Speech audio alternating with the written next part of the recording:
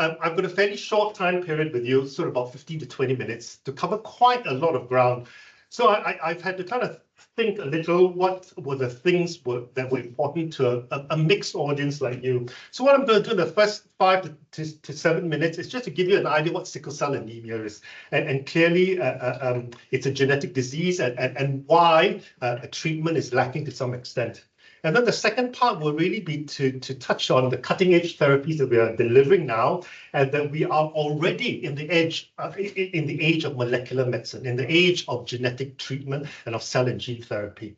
And then the last bit of my talk, I think I will just delve a little into costing and into access issues, and maybe I don't have much of the answers, but I will leave you with some important and I think critical points that maybe will inform your talk in future.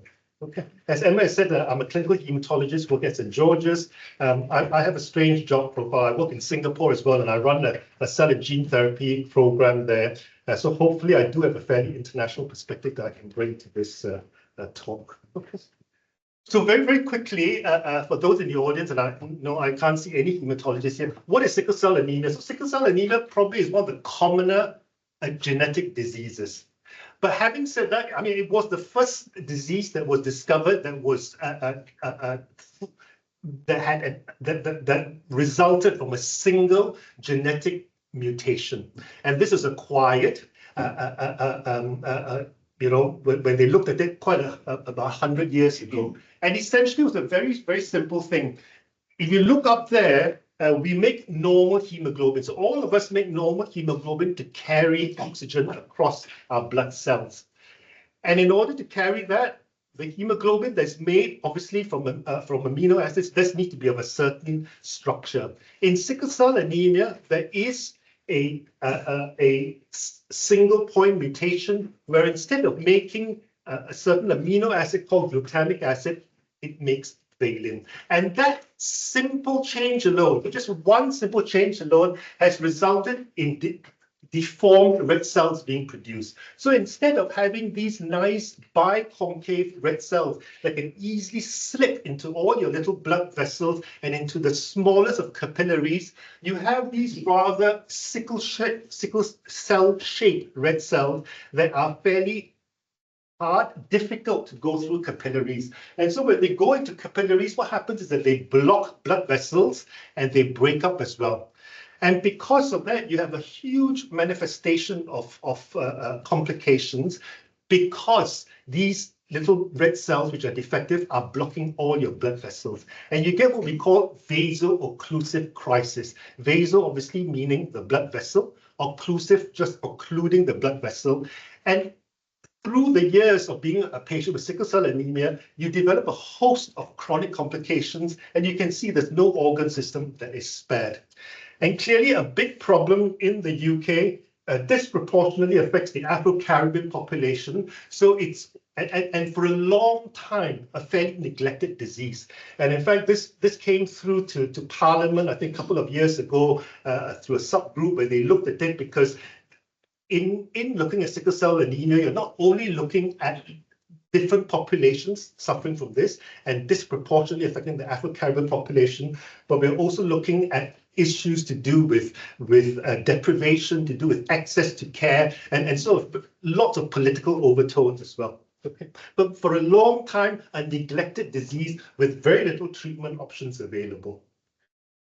And this has always been the schema for how we looked at sickle cell anemia. We followed them long term in the hematology clinic. When they came in, and all of you, those of you who are doctors and gone through A&E postings will always have encountered these patients because they come in really unwell. And some people say the sickle cell pain because they block up bone tissue as well. Some people have said that bony pain that they get is probably the most severe pain that you ever get. And many of them require morphine to stop the pain. So they come in often disrupting their lives, requiring hospitalization stays.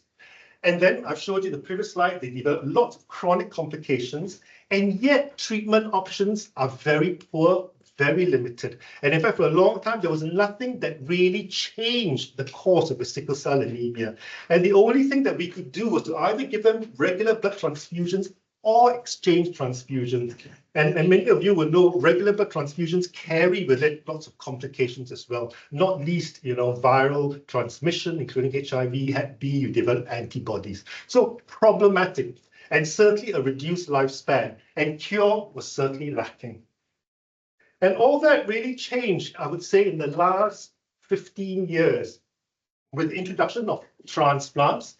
And we've been doing transplants since probably, in the early 2000s. But initially was really restricted to the pediatric population because by the time they become adults, organ function was not good enough to withstand a transplant.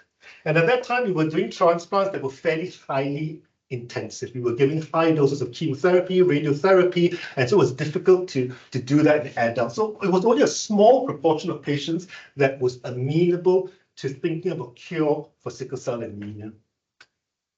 And I'll give you a little bit about how we have then changed the landscape of transplantation so that now it's fairly routinely offered. But in addition, a very exciting therapy has come on board as well. This has been in clinical trials for the last, I would say, 5 to 6 years, was approved by the MHRA, I think last year, and actually it was just a couple of weeks ago, has been, NICE have approved it for use in NHS treatment. So for the first time, we have a genetic treatment for an oft neglected a genetic disease that affects quite a lot of individuals and with the potential of cure. So very exciting. But the price tag of this gene therapy, which is one-off, is in excess of 1.5 million. Okay, so clearly we have a life-changing curative treatment with a high cost attached to it. Okay, so before talking about gene therapy, maybe I'll just talk a little bit about transplant and just the kind of progress that we made. So I alluded to the fact that when we first started doing transplants, and clearly when we do transplants mainly for blood cancers. But we also learned to do this for sickle cell anemia, but in the pediatric population, as I said. But as transplant kind of biology improved,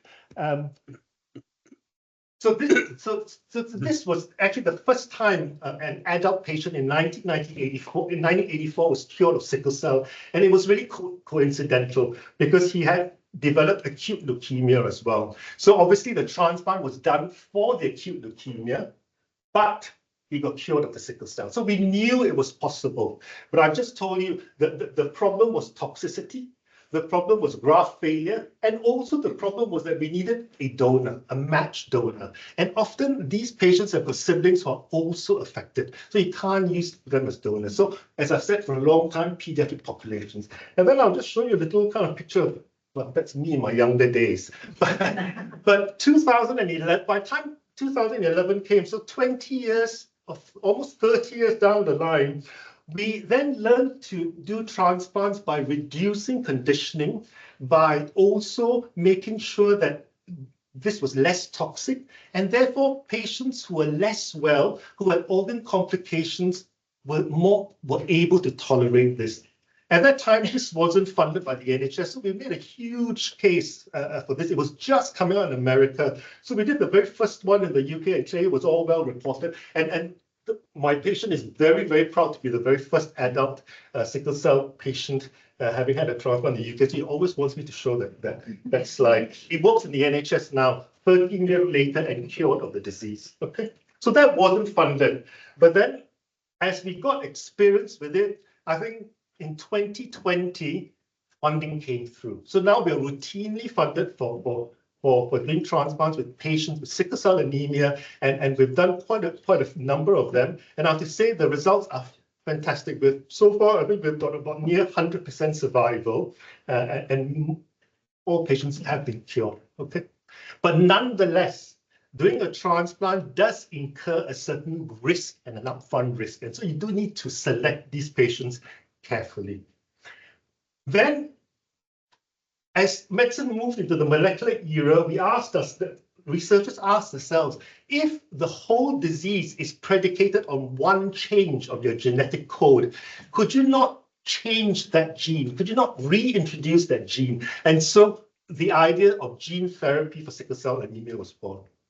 And I just wanted to highlight this thing. And I remember I talked to you that for 20 years, we got experience with transplants. Gene therapy is not new. I remember being a fairly young kind of trainee in hematology in the 1990s, and the French did a genetic therapy, gene transfer, for patients with SCID. So these are patients that are severely immune deficient and clearly, you know, you used to call them bubble babies, if you remember. And it was successful, they were cured. But the problem was that these patients developed leukemia. So you can imagine the whole program was shut down and everything stopped for a long while. And then it started again in the 2000s. And over the next 10 to 20, last 10 years, we have seen various genetic diseases being amenable to genetic therapy.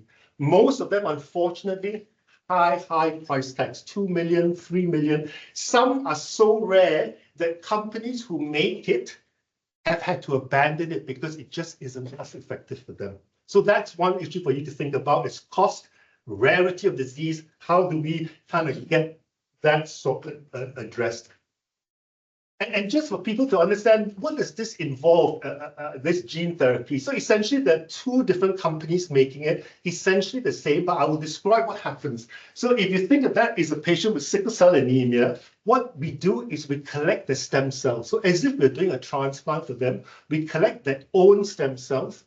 The stem cells are then sent to the central location. This is now in America, in the company. And we wait almost for about 3 months or so, and through them, they insert a gene via CRISPR Cas9 editing. And some of you will remember CRISPR was is this way of kind of changing a genetic code, and people were awarded the Nobel Prize for this, a French lady in America as well. So these stem cells have now got the corrected gene in them inserted into the stem cells.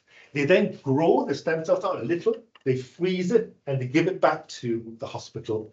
We then infuse it into the patient, and when we infuse it, clearly, if you just give it to the patient, it will all just kind of get lost, you know, and be excreted out. So you do need to kind of, what we say, condition the bone marrow. So these patients then undergo a conditioning regimen, very, very similar to a transplant. The cells are delivered, they engraft, and they're followed up. Okay. And look at the data. Every one of these time points is an acute admission for a vaso-occlusive disease. Post genetic treatment, and this is one single treatment. It's nothing except for a couple. Okay. So clearly work. These patients do not need blood transfusion anymore. And at the time point now, a couple of years down the line from the clinical trial, we see still these same patients being functionally cured. Okay? So very, very exciting, and just one dose alone. So I think the proof of pudding is there. We can cure these patients. The question is, how do we deliver this in a healthcare setting or in any health economy, you know, that can afford this? And then you've got a few other issues with gene therapy I shall deal with. The first thing is, as you can see, it's not as simple as just injecting it back in. You do need to condition the body, and as such, you do need to give high-dose conditioning. So in other words, it's almost as if you're doing an autologous transplant followed by genetic transfer. Okay. Whereas the other option that we were doing was an allogeneic transplant using somebody else's cells. So those are the two ways of curing sickle cell at the moment. If you need to deliver high-dose chemotherapy, again, organ fitness is required. You need to collect the cells.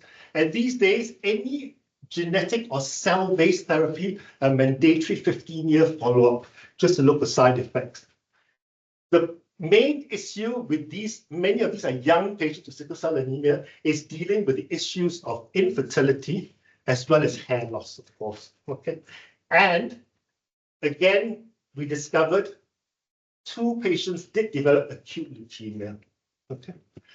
The problem is that currently we're not really sure whether this is due to the genetic transfer or whether patients with sickle cell per se have a higher chance of transforming to AML, because not many, just 2. So I think a very, very close look. So I think the jury is still out, but certainly it's continuing, and it has been licensed for use.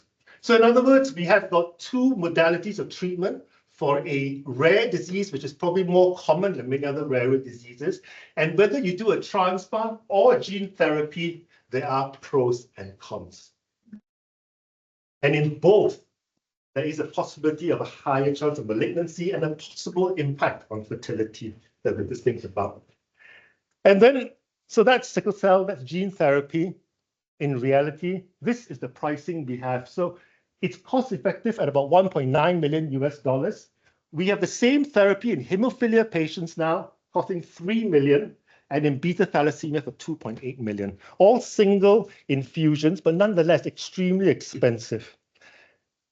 And then we need to ask ourselves why, it's difficult to fully comprehend the price tag. It's never that transparent.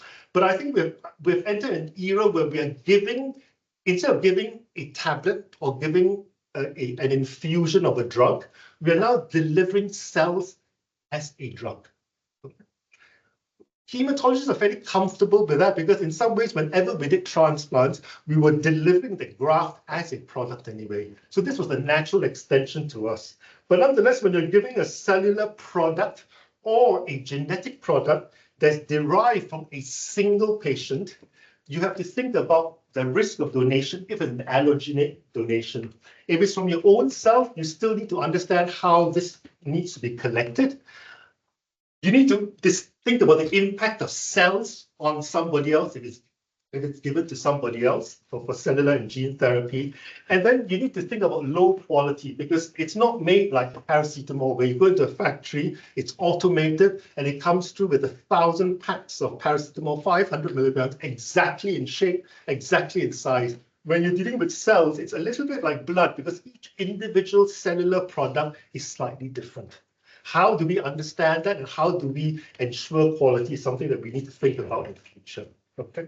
And then we talk about risk of diseases, not only initially, but long-term in terms of malignancy. And then you need to manufacture these cells, you need to deliver the genes into these cells. So rather complicated. And then in my final 2-3 minutes, I've got time. Do I have time? 2 minutes, okay. I thought I would just ask a few questions, and I presented this before whenever we talk about high-cost drugs in hematology. So when we think about high-cost drug, what allows us to give this to patients? Meaning, how is this accessible to patients? Clearly, you need innovation.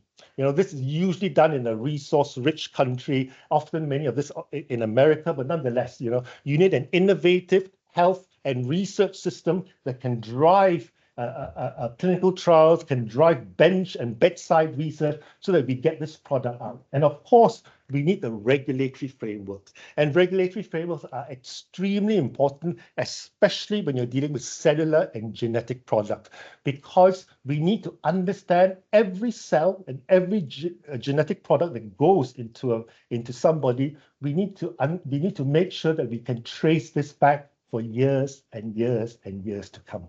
Because if you think about a couple of months ago, the infected blood inquiry with the hemophiliacs. How did that come about? Because they could trace every single blood product that was given to them back to its source, 10 years down, 15 years, 20 years.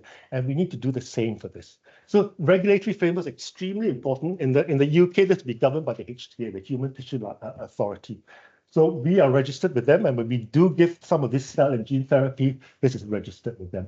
So that's access. And clearly, access is also dependent on cost, how safe the product is, and how effective the product is.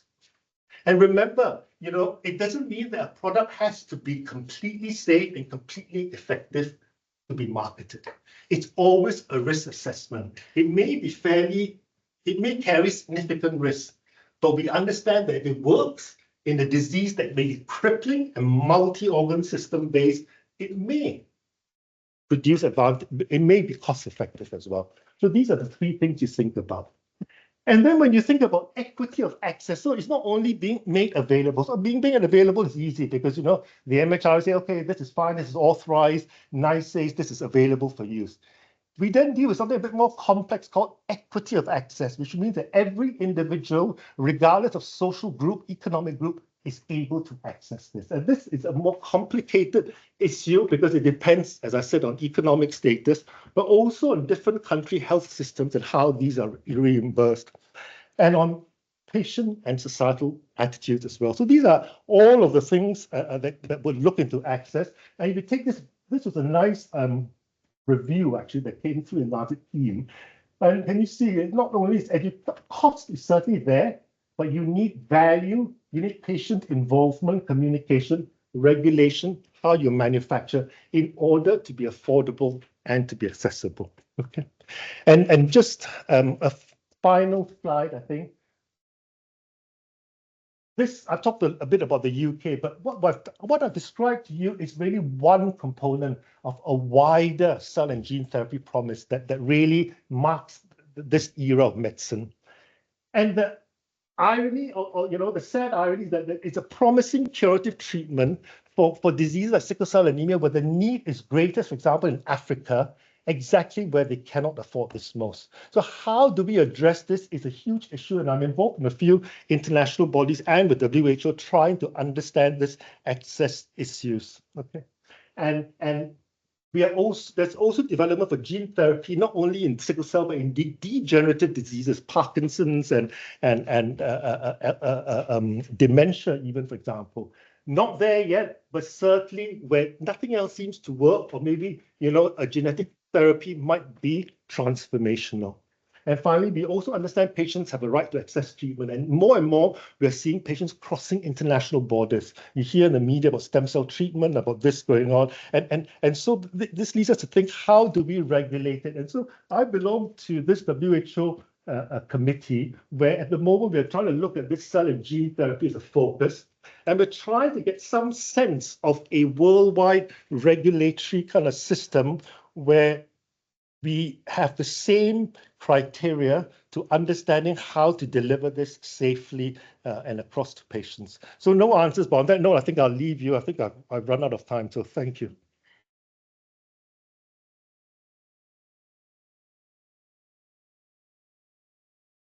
So I think you really set the scene really nicely there for a lot of the challenges that you face. You know, it's great you develop a treatment, but then how do you actually bring it into the clinic? And in fact, you answered the question I was thinking straight away when you put up figures of $2 million. I was thinking, you know, how does anyone outside of a high-income country afford, how do high-income countries afford it? Because there'll be so many treatments. Does anyone have a quick question for Mickey? Very, very quick question. That's presumably because this has been come on board, they've done the health economics. Yeah. I was thinking of that cost for sickle cell patient arriving in A&E and ending up in ICU. That is a no-brainer. Yes, absolutely. Yeah. So presumably that's all. Absolutely. Because, you know, in sickle cell, not only the hospitalization, you know, many of our patients are on regular monthly exchange blood transfusions. Meaning every month they need about 8 units of blood to exchange the blood. Each unit of blood costs about 300, 400 pounds. You know, and then sometimes they develop antibodies where you've got to find special blood for them, frozen blood, you know, difficult to find blood. So all of that adds to it. And then they need renal care, liver care, multidisciplinary care. So all of that, yeah, absolutely. But nonetheless, I think governments understand that. That's why they've approved it. But faced with an upfront cost of 2 million in a fairly significant number of patients, it's still bewildering. And I think governments really are at a crossroads to think how to do this. I mean, we are even looking at how to think about doing this as well, because, you know, we understand drug companies need to make a profit and they need to kind of recoup their research and all. But on the other hand, we are also this. I always tell the audience, this is very important. No drug company can make any of this without the raw material. What is the raw material? Patient cells. Where does that come from? The hospital. You know, it's not like, you know, they take a plant product, they process it, and they make a drug. That's different. But in the age of cell and gene therapy, you need cells. And you need, and if you don't use your own patient cells, you use donor cells. And what is our mantra in the past? Donor cells should be altruistic, should not be for money, be it organ transplant, be it blood transfusion. So we are trying to navigate this field now. I mean, it's a nightmare because clearly, pharmaceutical companies are extremely powerful, and we do need these therapies. Okay, thank you so much, Mickey. You really set the scene. Thank you. So I'm Katie Moss, one of the rheumatology consultants at St George's. I've been here for over 20 years, and I run a clinic in osteoporosis, which is obviously very common, and in metabolic bone disease, which is a bit less common. So these are my disclosures. So yes, you see a lot of osteoporosis, but sometimes hidden among that actually is some of these rarer monogenic bone diseases like hypophosphatasia that I'm going to talk about today, which is a mineralization defect. Just quickly, hands up how many people had heard of hypophosphatasia before they saw it on the programme today? A few, that's good. So I hope I can convince you that it is a rare disease, but actually it may not be as rare as perhaps we once thought. The prevalence may be something like 1 in 500 people having the heterozygous mutation. And possibly in rheumatology clinics, it may be a lot more prevalent, maybe 1 in 200 patients or something. And also it's related to, it's to do with a low level of alkaline phosphatase. And I'm sure a lot of people here measure alkaline phosphatase for various reasons on blood tests. So I'll go through that with you. So what is it? It's a rare inherited metabolic disease. It's primarily known to affect bone mineralization, so it's really a form of rickets, and problems with teeth, affects the cementum of the teeth, and there's quite a lot of other systemic manifestations, which I'll tell you about. It's due to a loss of function mutation of the ALPL gene, and this gene encodes for tissue non-specific alkaline phosphatase. So those clinicians among you, you learn of a long list of causes of a high alkaline phosphatase level, and what investigations to do for that. But a low alkaline phosphatase level isn't really taught about, or hopefully it's starting to be taught about at medical school, but it certainly wasn't when I went to medical school. And it's one of those tests that if you get a low level on a blood result, most people historically, because if you're not aware of this condition, hypophosphatasia, it may just be one of those out of range blood results that isn't acted upon. But actually for this patient, who's one of the first patients I came across in my general rheumatology practice back in 2012, if you looked back, her alkaline phosphatase had always been low. It had always been below that lower limit of normal of 30. And she had lots of musculoskeletal pain and other problems, a lot of healthcare use, and it had never been looked into. So if you do come across a patient with a low alkaline phosphatase, there is a list of possible causes of this before you think of hypophosphatasia. And so there's some blood tests that you can do, and I've highlighted in green on the left, in particular the ones that it might be worth looking for. But having said that, over the last 20 years, I've now got over 100 patients with hypophosphatasia, and I can only think of probably about 4 where actually I've found another cause of the low alkaline phosphatase. So if you see a low alkaline phosphatase and it's persistent, they probably do have the genetic condition. I've had a couple of patients who it was due to bisphosphonates for osteoporosis drug, just pushing the alkaline phosphatase down a bit, and a couple of patients who I diagnosed celiac disease in. But other than that, the others are pretty obvious, really. So alkaline phosphatases in humans. Slide hasn't quite come out. It's not all there. Hopefully the others are all right. So what we're talking about is tissue non-specific alkaline phosphatase, which used to be called liver or bone alkaline phosphatase. And so it's found a lot in bone and in liver, but also in kidneys, and has a role in the developing nervous system. So it's particularly important in bone mineralization. there are these other forms of alkaline phosphatase which are coded for by different genes. And sorry, the bottom of the slide is not there, but there's placental and intestinal forms as well. So this slide is okay. So what is the role of tissue non-specific alkaline phosphatase? So it's involved in breaking down inorganic pyrophosphate into phosphate. So if somebody has a genetic mutation, so they have low levels of tissue non-specific alkaline phosphatase, they will not be able to form inorganic phosphate, and they won't be able to form hydroxyapatite here to mineralize their bone. And it leads to a buildup of this inorganic pyrophosphate, which can then form calcium pyrophosphate crystals that forms pseudogout and calcification around joints and bones. So that's why these patients also turn up in rheumatology clinic as well as osteoporosis clinic. And it also affects the teeth, as I've said. Just a slide aside very briefly, alkaline phosphatase, also there is some information in the literature that it has an anti-inflammatory effect as well.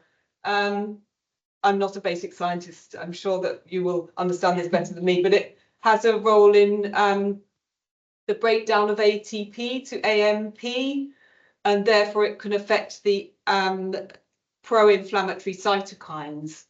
So what this is suggesting is that if people have a low alkaline phosphatase level, they may have more inflammation potentially. And that's interesting to me because the patients that I observe often do have other inflammatory conditions. We pick up a lot of psoriasis, a lot of colitis, but that hasn't really been, there's not a great deal in the literature yet about that anti-inflammatory effect or inflammatory effect in the patients that I see. So back to hypophosphatasia. So, sorry, the bottom of this slide is missing as well. Don't know if I can scroll it down. No, okay, don't worry. Okay, so I'm talking about people that are presenting not at birth, but in childhood or in adulthood with the milder form of hypophosphatasia. Usually what comes to my clinics are people with one heterozygous mutation of the ALPL gene. That's in contrast to the perinatal form, where you can see here that, you know, it's very obvious prenatally or at birth that the babies with the more severe genetic forms of hypophosphatasia are born with the undermineralized bone. This is an example of a child in one of the early trials and was given then enzyme replacement therapy on day 1, and at 6 months their bones have mineralized. But these babies have a lot of other skeletal problems and seizures and long bone deformities that we don't see in the adults. But I'm talking more about the adults, and I'll talk to you about their phenotype now.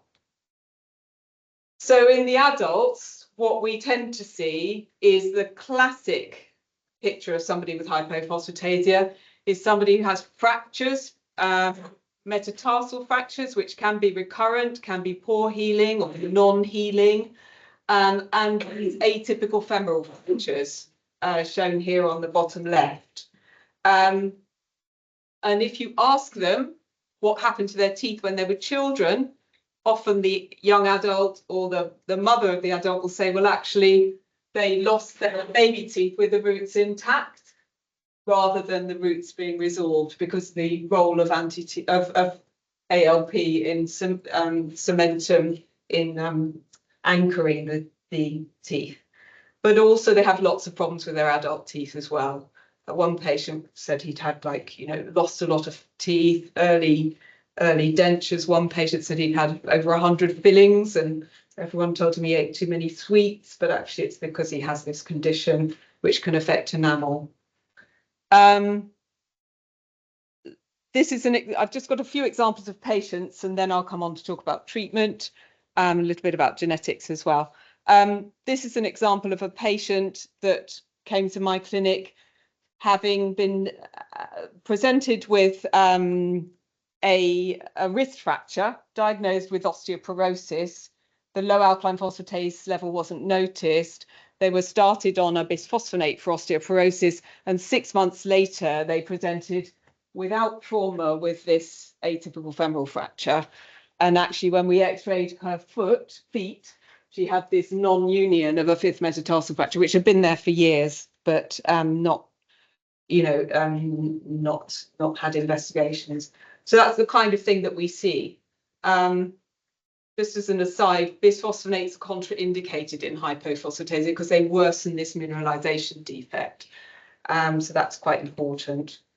But the other things that I'm seeing, particularly because I have a big rheumatology population as well as my osteo bone clinic, is that these patients get early onset of CPPD pseudogout. As I said, they get this calcium deposition, and that's typically in the wrists with swollen wrists. There's calcium deposit there, and they get this chondrocalcinosis in the joint line there. And if that was in an 80-year-old woman, you just say that's sort of normal age-related.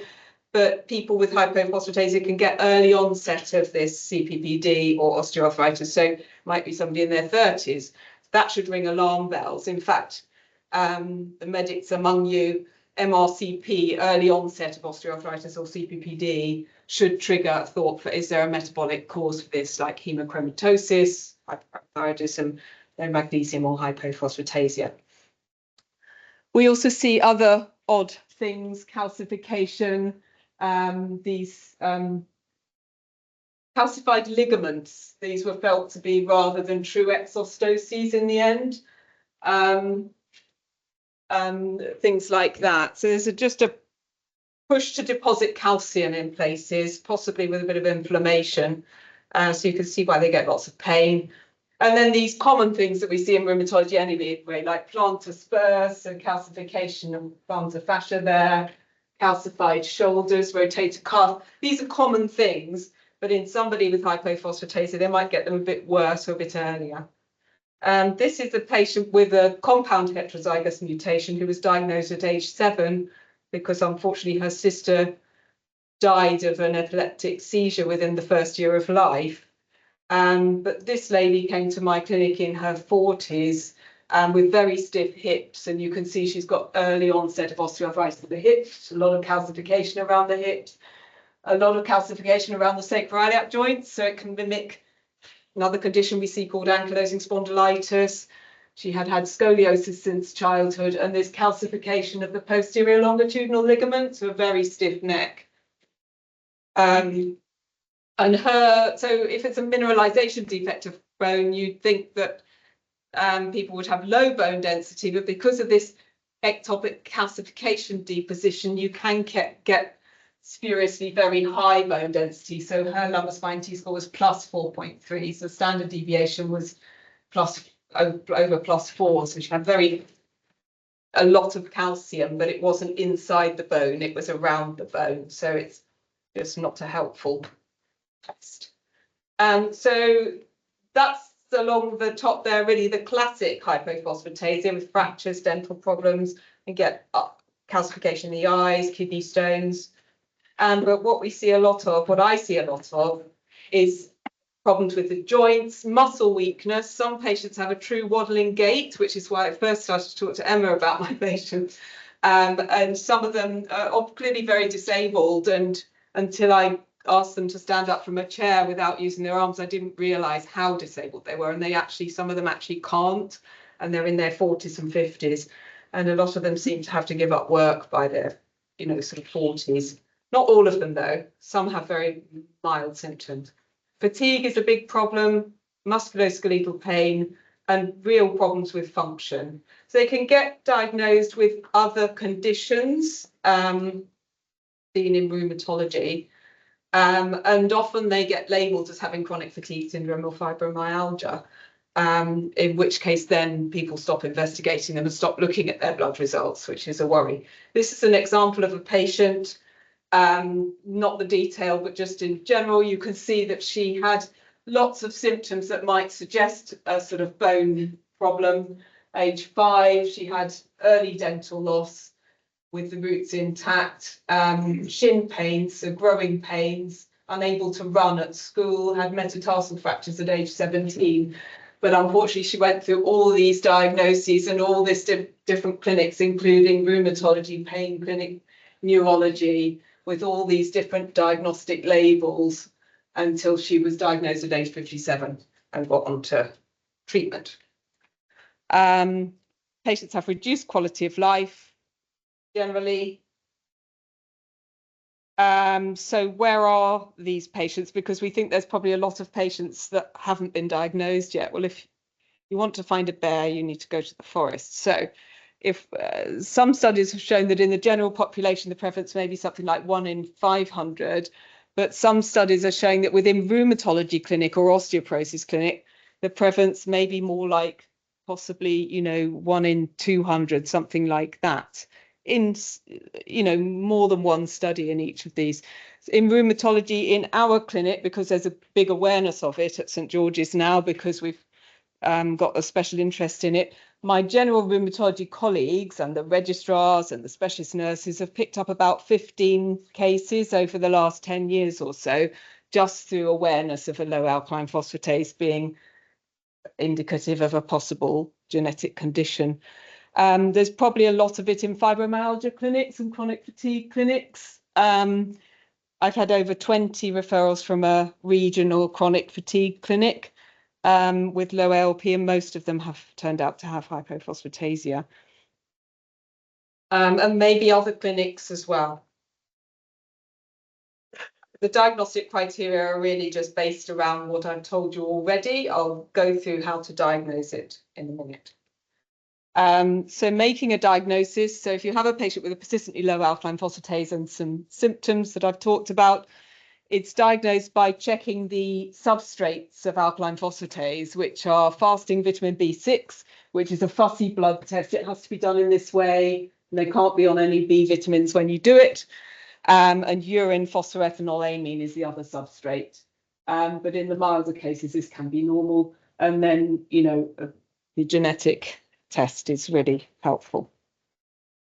There's a global registry study for adults and children, and this shows that you know, which genes are the most common in the population of people with hypophosphatemia. So C571GA seems to be the most common gene affected, and then some of the other ones are shown there. And the type of, so this is also in the global registry study, showing that if you look at the top left picture, the commonest type of mutations in the global registry, and it's a big study, are missense mutations. And that's true of Europe and North America. In Japan, it seems to be frame shift mutations are a bit more common. As I said earlier, a study from France by Mornay shows that the European prevalence of mild hypophosphatasia may be something like 1 in 500 people. But, you know, there is, as with a lot of genetic diseases, there's some variability of genotype versus phenotype. So this is an example of 2 sisters who had the same genotype with a heterozygous mutation. And the sister on the left had the classic problem with her primary teeth falling out with the roots intact early, and the other sister had normal loss of her primary teeth with resorption of the roots. So, you know, there's variability there. Yeah, okay, sure, fine. Okay, fine. So just on treatment quickly. So enzyme replacement therapy. So since 2017, we've had a licensed drug for hypophosphatasia called aspartase alpha. So it's recombinant human tissue non-specific alkaline phosphatase. We've got 5-year data for its effect on adults and adolescents. And the primary endpoint was reducing substrates of alkaline phosphatase. The secondary endpoint was improvement in the 6-minute walk test. So you can see that at baseline, these people had a 6-minute walk test mean of 355 metres. And by a year, it had gone up to 448 metres, and that was sustained over 5 years. So that's significant. Adverse events, the main adverse events is injection site reactions. The volume, it's a weight-based drug. The volumes are quite a lot. And, you know, patients need at least 6 injections a week, and some patients need 9 injections a week, and they can get really quite bad lipodystrophy, which has stopped some patients continuing with treatment. But you know, the enzyme replacement therapy does improve quality of life. You can see patients start with a dark blue in the middle, and after 3 years of treatment, go to the light blue on the outside for physical function and mental function. So it really makes a difference. How to access treatment. There are 8 specialist centres in the country, of which for London it's St George's or RNOH Stanmore for adults. And patients, they don't, interestingly, for adults, they don't have to be having fractures. They could just have severe pain, VAS score over 7/10, and limited mobility to access treatment. This is an example of one of my patients. So after 6 months of treatment, her pain severity score on the BPI short form reduced from 8.5 to 2.5, and her walking distance improved from 150 metres with frequent stops, real difficulty, to 420 metres. So, you know, she's in her 20s, and I think if you catch it early, they do have a really, really good improvement. We also have the Hickory study going on at St George's of a sort of new generation enzyme replacement therapy with an injection once every 2 weeks, which we're hoping will reduce the skin reactions, injection site reactions. It's closed to recruitment, but we've got patients in that study. We hope to get some results soon. And then there's other studies by AM Pharma of ilosphatase alpha, which is really interesting. It's been used in the field of inflammation and sepsis on ITU to reduce acute kidney injury. So again, this link with ALP and inflammation, and then there's gene therapy studies in animals at the moment. Progress, last couple of slides, Emma. Progress since 2022, we've had the lab reports actually say for South West London, for St George's Gesh, if the outphos is low, they point people in the direction of thinking about hypophosphatasia, which has really helped. We've had 6 referrals via that, 3 of them from GPs in the area. We now have a pan-London rare bone disease MDT, but led by Professor Keane at Stanmore, and you're very welcome to refer patients.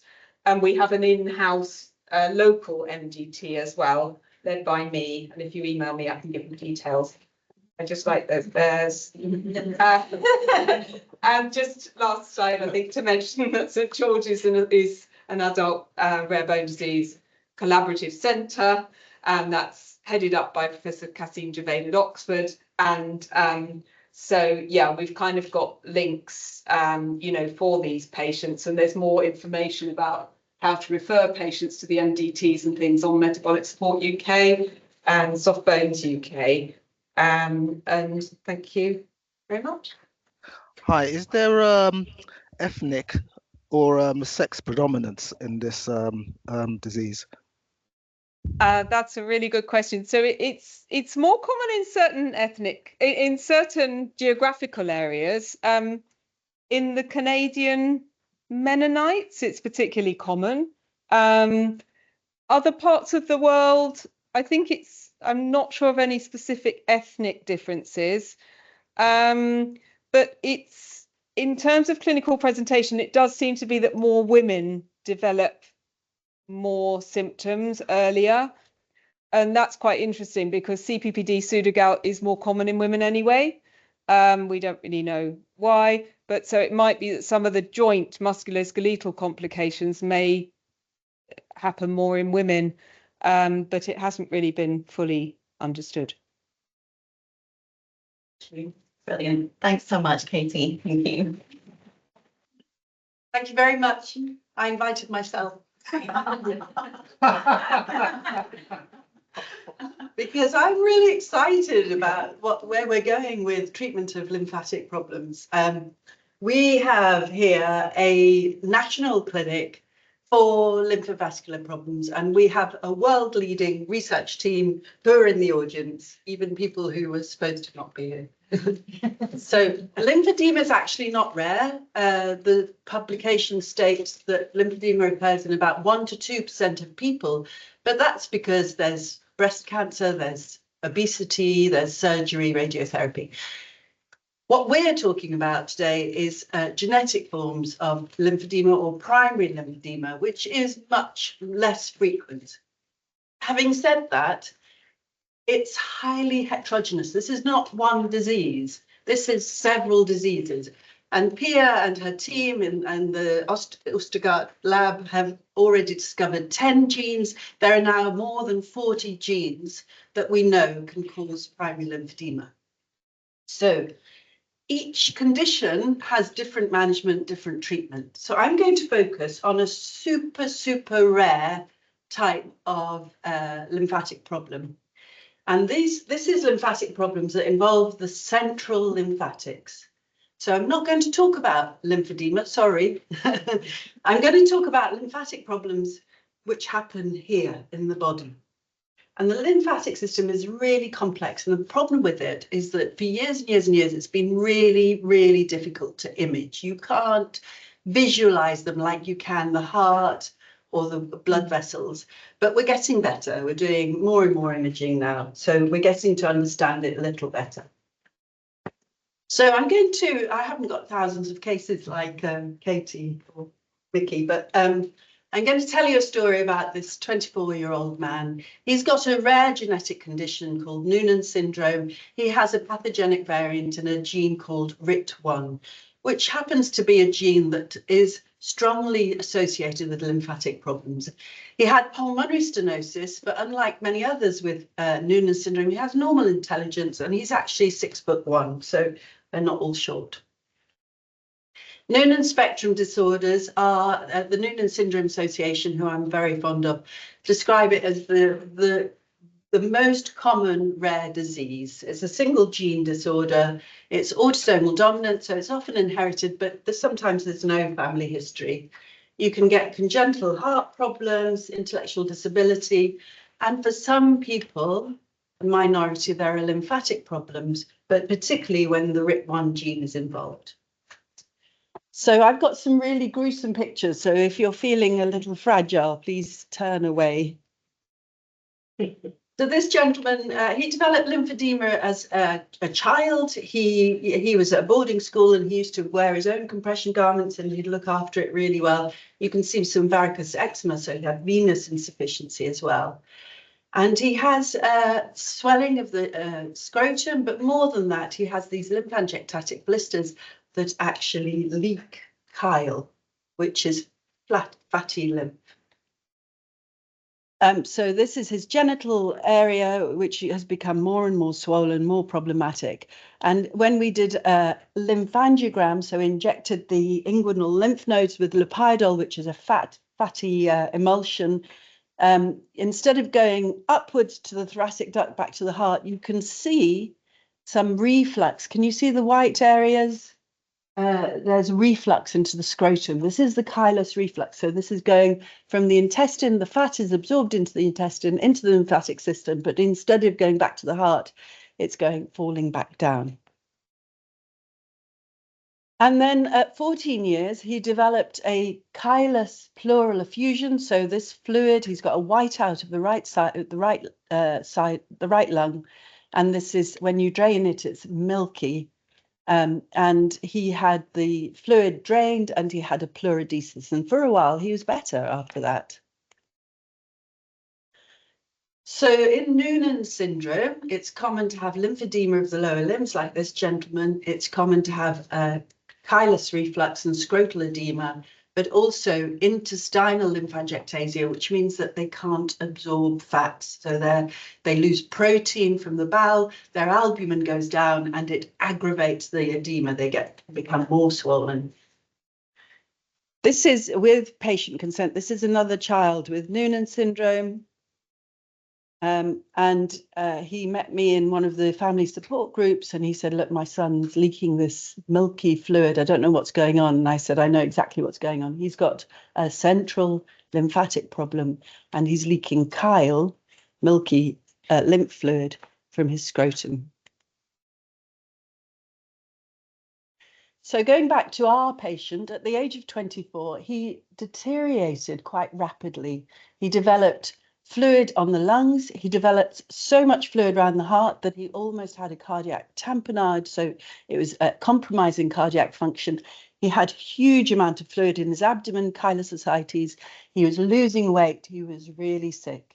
He was admitted to Guildford with peritonitis, transferred here.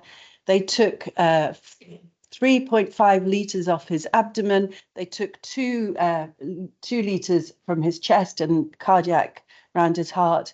And this is the colour of the fluid. It's milky. It's a bit bloodstained, but it's predominantly milky. And I was involved in his care because we knew him well. We knew about his lymphatic problems. He was under the cardiovascular team here. He had drainage of the effusions. He had high dose diuretics. We tried total parenteral nutrition. It made him worse. He tried octreotide, no better.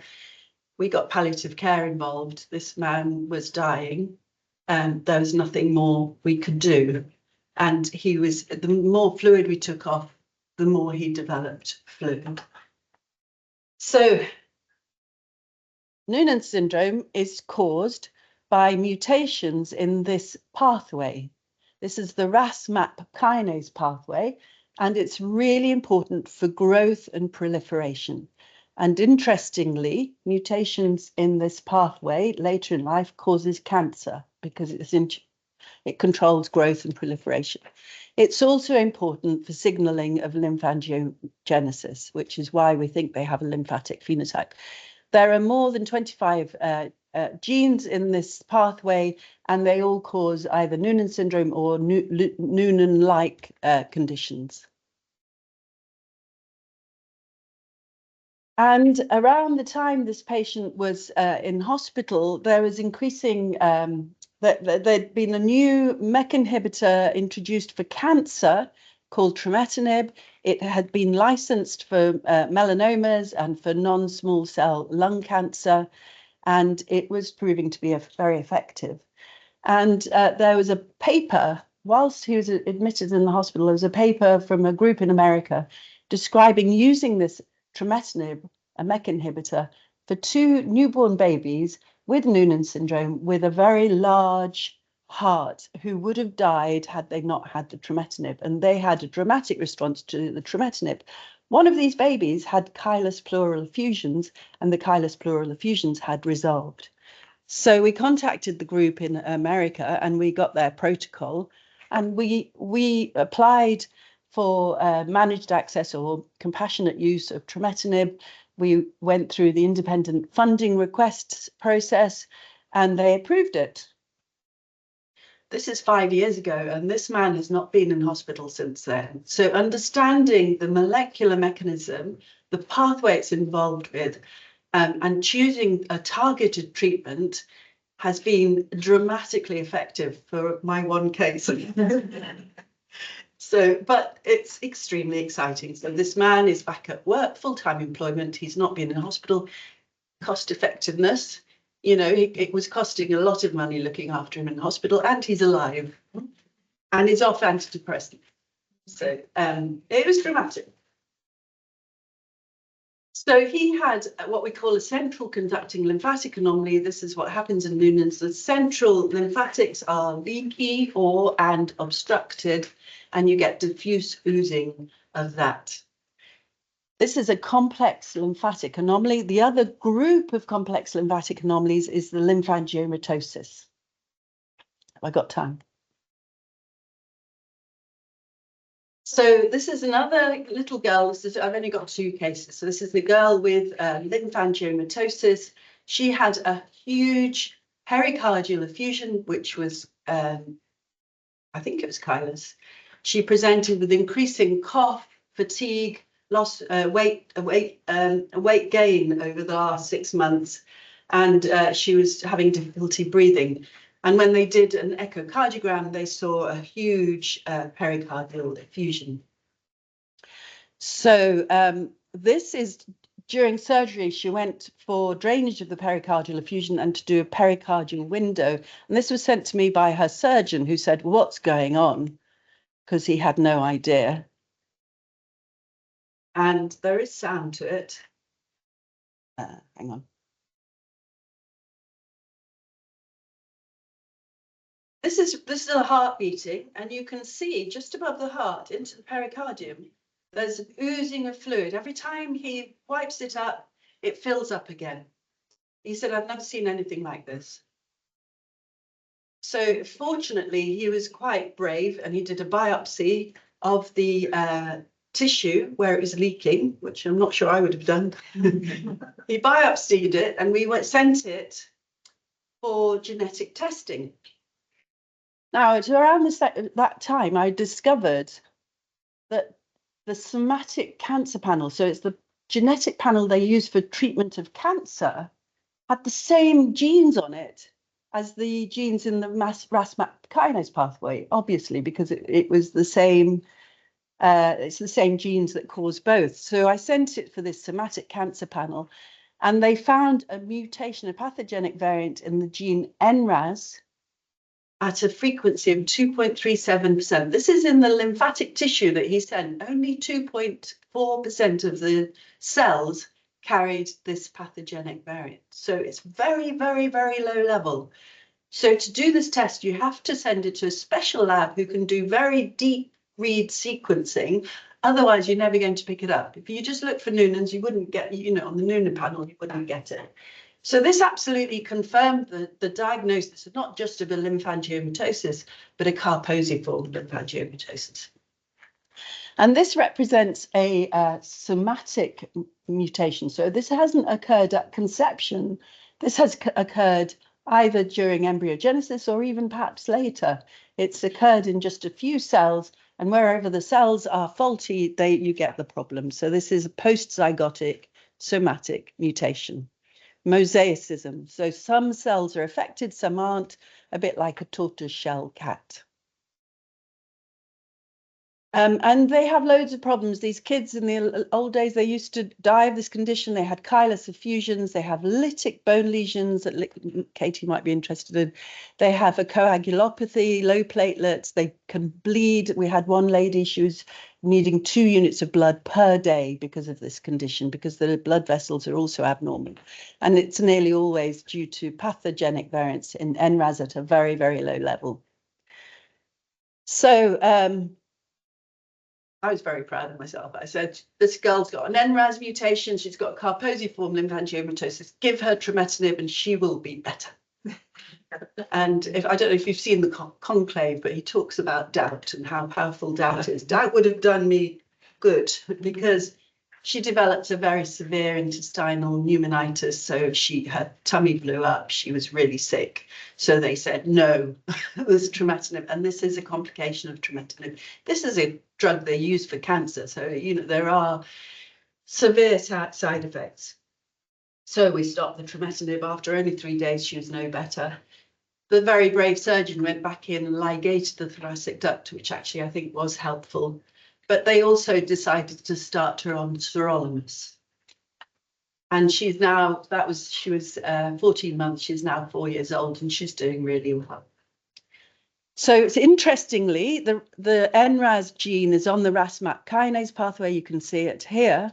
And so you would think that you should use a MEK inhibitor to inhibit the action of NRAS and KRAS. And sometimes it works. You don't get the side effects. But interestingly, this gene also triggers another proliferative pathway, which is the AKT1 pathway, which involves PIK3CA. And PIK3CA also controls growth and proliferation. It's also involved in cancer if you have a pathogenic variant. And this pathway can be inhibited by an mTOR inhibitor, such as sirolimus. So that's why she responded to the sirolimus. Sirolimus is an immunosuppressant. It has its own side effects, but probably a little safer than the trametinib.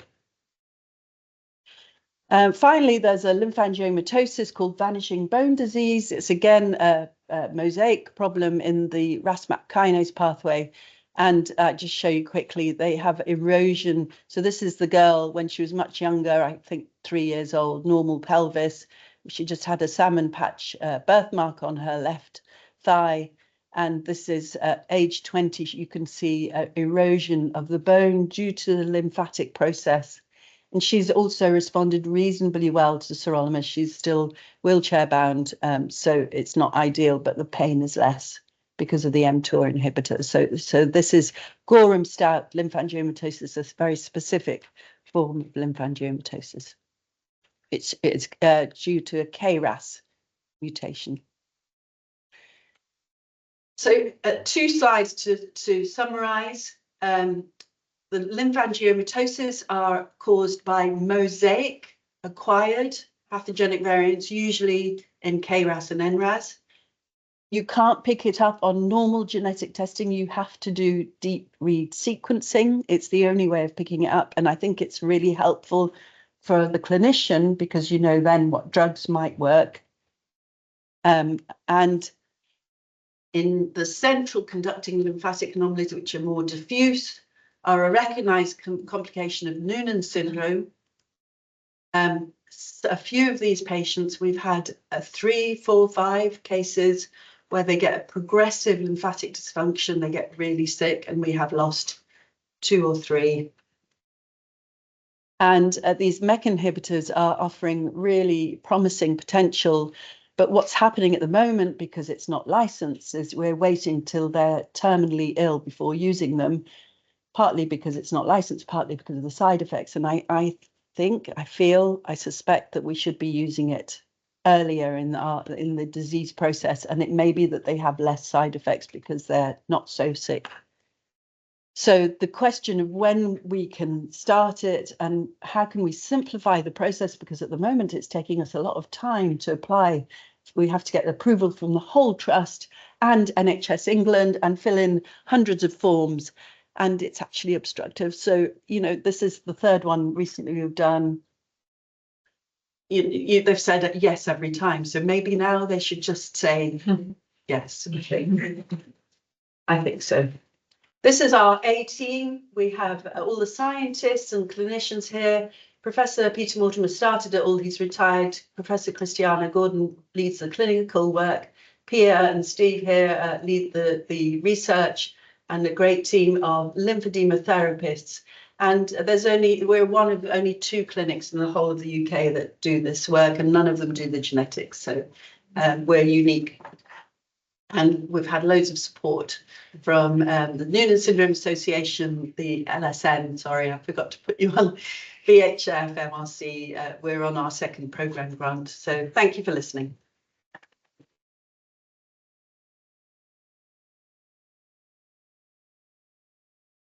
So much, Saha. There were some photos there, but I have to say it was really brought it home what it is. Yeah, it's horrible. Yeah, exactly. And also I you know, we have a discussion about obviously the cost but you do feel like just putting up the photos and saying, please can we just have the drug? You know, like yes,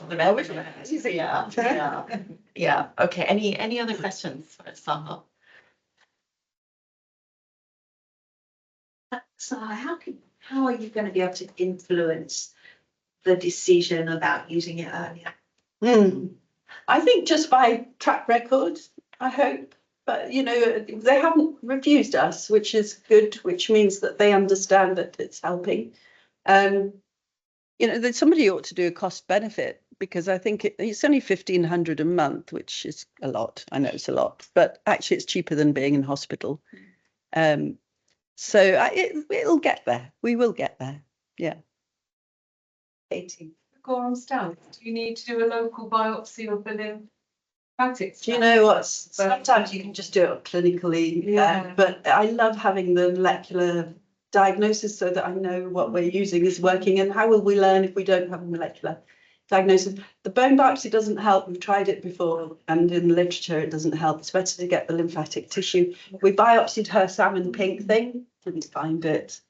But it's clinically, once you've seen it, it's not that hard. If you get lytic bone lesions and chylous effusions, to me, that's lymphangiomatosis. So they need bisphosphonates, by the way. Yeah, she's on that. All right. All You can right. go now. Thanks.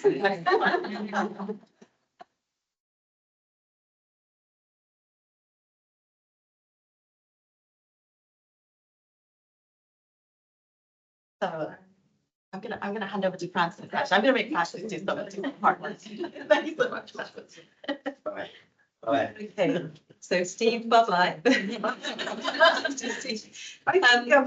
Could I invite our charity people to come and have a seat here? So this session, we're really pleased to be joined by three people. We've got Mel Dixon from Cure DHDDS, Pooja from the Tuberous Sclerosis Association, and Emma from Duchenne Muscular Dystrophy Hub.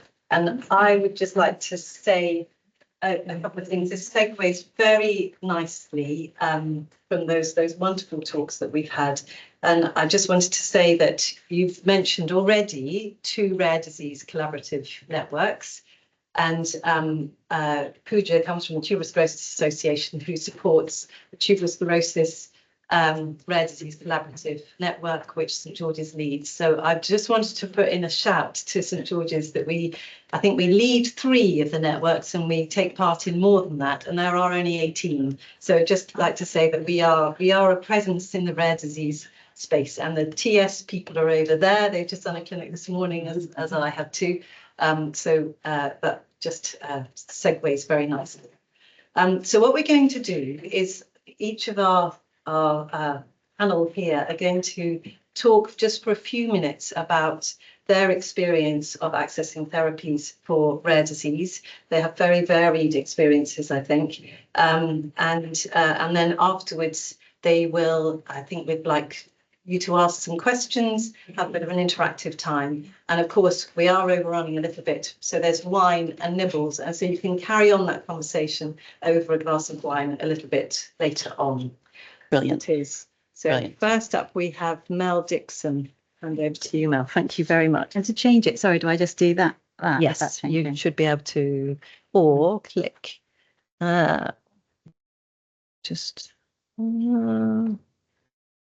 you can do that. Oh, that. Okay, That perfect. will That's work. great. There you Okay, go. thank you. Thank you for having me here today. Here you can see a picture of my husband and I with our 3 children from just over 2 years ago. This was taken weeks before we got the call from our geneticist telling us that 2 of our 3 children had a DHDDS gene mutation, a single spelling mistake.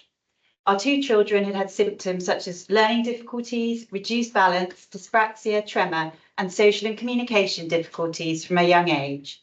And in this call, we were told that their DHDDS gene mutation was newly discovered, ultra rare, and seemed to have both neurodevelopmental and neurodegenerative consequences. We were told that as DHDDS mutations were so rare, understanding of them was in its infancy. These mutations were only decided to be disease-causing in 2021. At the time, there were only 59 confirmed cases worldwide. Of our children's particular variant, there are only 7 other known cases in the world. Here are excerpts from the key research paper on DHDDS, written by a research group in Italy that we were referred to. Some of the symptoms they described mirrored those that our children already lived with. Others, like seizures, Parkinsonism, psychosis, and later cognitive decline, were frightening new possibilities that we had tried hard not to consider. Treatment, we were told, would be symptomatic, and in ultra-rare cases such as ours, it is often down to the parents to help find and fund the cure or treatment. For weeks, it felt like we were living a nightmare. We wanted to help our children, but didn't know where to turn. And the thought of doing nothing and waiting for symptoms to increase was too painful to contemplate. So we decided to start trying to focus on the positives. We now knew the root cause of our children's difficulties. Many families aren't afforded this opportunity. There may be no treatment pathway for DHDDS mutations currently, but now that we knew about these mutations, we could help make one. Having this genetic diagnosis, as challenging as it was, gave us the opportunity to intervene in our children's future and the potential to change it for the better. After weeks decoding the scientific literature on DHDDS and many emails to the scientists who had published these papers, we began to find small pockets of researchers around the world with an interest in DHDDS. Our children's condition sits on the intersection of lysosomal storage diseases and congenital disorders of glycosylation. We found that scientists working in these areas offered us kindness and support.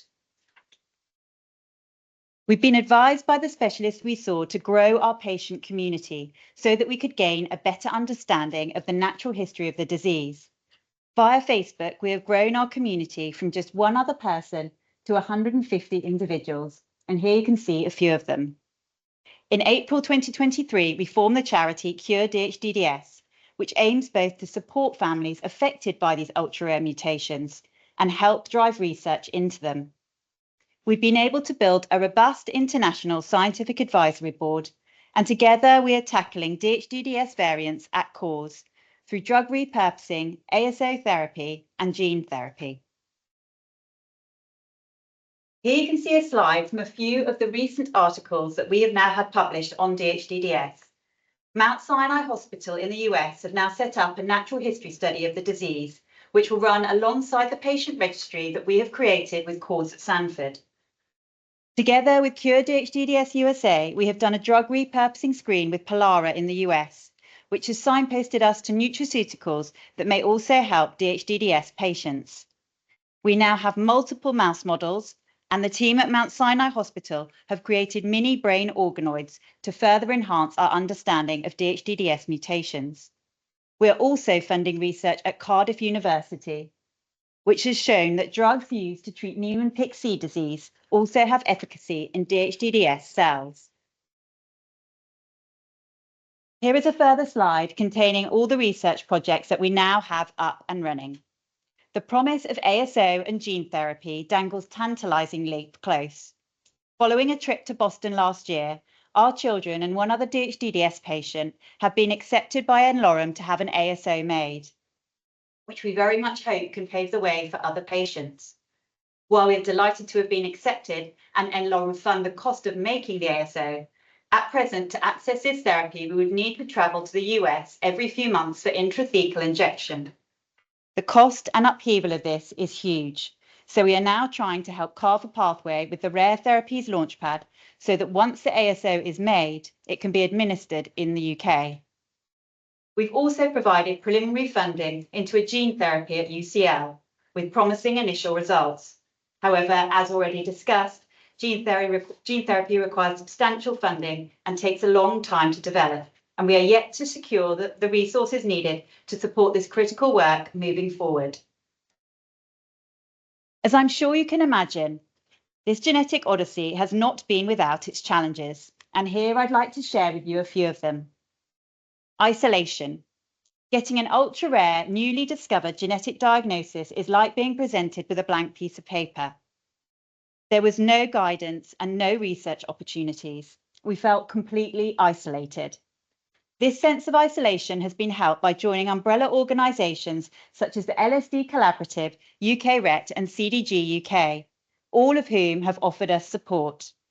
It has also been helped by setting up our own charity. I never set out to be a patient advocate or run a charity. The role of patient advocate found me through the sense of isolation that we experienced with our children's own diagnosis. I very much hope that through the community we've built and continue to grow, and the research now underway, patients receiving this diagnosis no longer feel the same sense of hopelessness that we once did. While we don't yet have a cure, those who come to us gain access to a supportive Facebook group, a website filled with vital information, opportunities to participate in research programs, a natural history study, a patient registry, and potential repurposed drugs and novel therapies in the pipeline. Our goal is to offer a beacon of hope in what can feel like a dark and lonely time. Lack of pathway. When we got our children's diagnosis, we didn't know which way to turn, and we were given no option of trying to create a treatment pathway. This has meant that we have had to push every step of the way to get our gene research. And without us connecting with researchers and having an incredibly supported geneticist helping us to collect blood and skin samples from our children, I believe we would still be very much in the dark about their condition. Again, now that we have potential repurposed drug candidates, we have no advice on how to get them into patients, no precedent in terms of patients, and too few patients for a traditional clinical trial. Funding.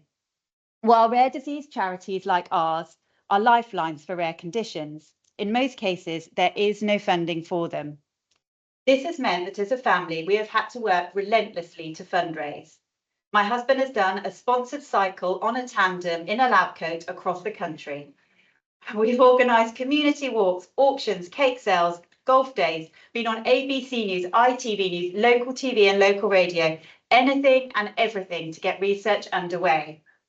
Our family and friends have been incredibly supportive, but the task of continuing to raise funds at this level is utterly overwhelming.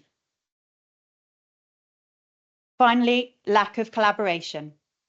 The more I learned about our mutations, the more I realised how disparate the research was. Different scientists with brilliant minds were working on their own areas, but there was limited collaboration between them. We wanted to help change this.